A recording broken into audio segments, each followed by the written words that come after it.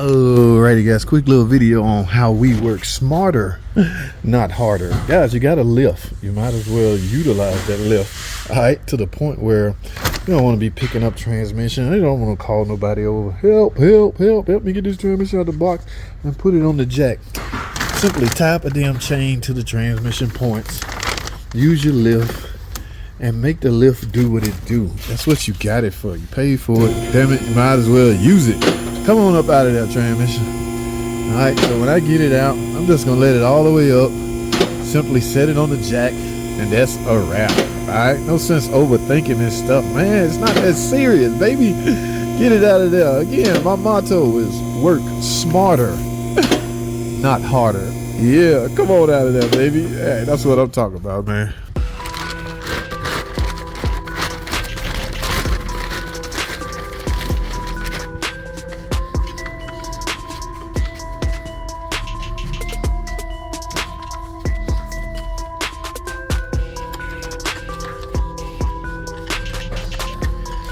Yeah, simply position the transmission on the jack the way you want it. Guys, use a safety strap, okay? I didn't have a safety strap on coming off, but guess what? I'm damn sure putting one on going on. Just put a safety strap right here and wrap it around. You don't want no accidents, all right? So that's what I highly brand new 8 ZF 8 HP transmission. Okay, I told y'all what happened to this one. All right, remember, they never serviced it. All right, yeah, and they just ruined it. Okay, between every 50 and 60,000 miles, service this transmission, meaning replace the pan, simply because the filter is inside of the pan. And make sure you get the all too ever greatly ZF. This is Mopar 8 HP 8 and 9 speed ATF. Make sure you're going with the right fluid. All right, so I'm done, guys. Let me get this thing in the car because I got a lot of work to do. This is empty, guys. In other words, there's no software in this.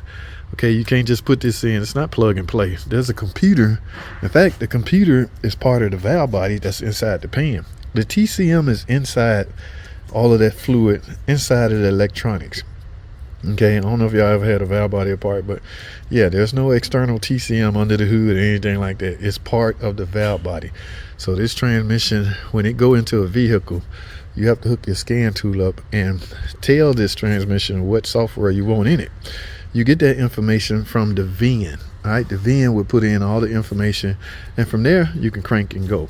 All right, but if you put this in, try to start it, you ain't going nowhere. Now, not to mention, so if you DIY guys at home doing transmissions or at a garage doing them, if you have no way to program it, you might be out of luck. We've had plenty of cars towed here for me to program because the mechanic that installed them didn't have that capability. It's not that he a bad mechanic, he just don't have the proper equipment to program today's modern transmission. It's not just a Chrysler thing, guys. All of them doing that. The electronics are becoming more and more sophisticated, so, and it can combat theft and things like that. Okay, so everything is about numbers now, binary codes and things like that. So this transmission has to be programmed. I have that capability. That's why I'm installing this transmission. If you don't have that capability, you might not want to take the job, or you're gonna have to tow it to a shop that do have the capability. All right, guys, one more thing I forgot to mention concerning new transmission. I don't want you guys to get complacent. Do not think for 1 second because this is so-called new, it's ready to go straight in. No, you need to go through your normal checks and procedure. Okay, for instance, when they deliver this transmission, they leave a bracket on the torque converter. Now, that bracket, when the person installed this bracket, this torque converter could have came out first. It is your job, and trust me, you want to pay attention. It is your job to make sure this transmission is fully seated.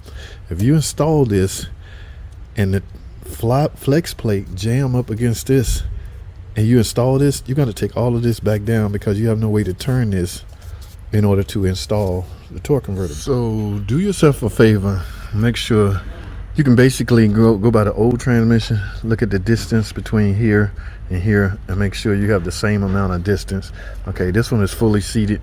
Yeah, I can tell, but I need to put that out there so you make sure this torque converter is all the way flush inside the bore of the transmission. You do not want to jam that flywheel flex plate up against this.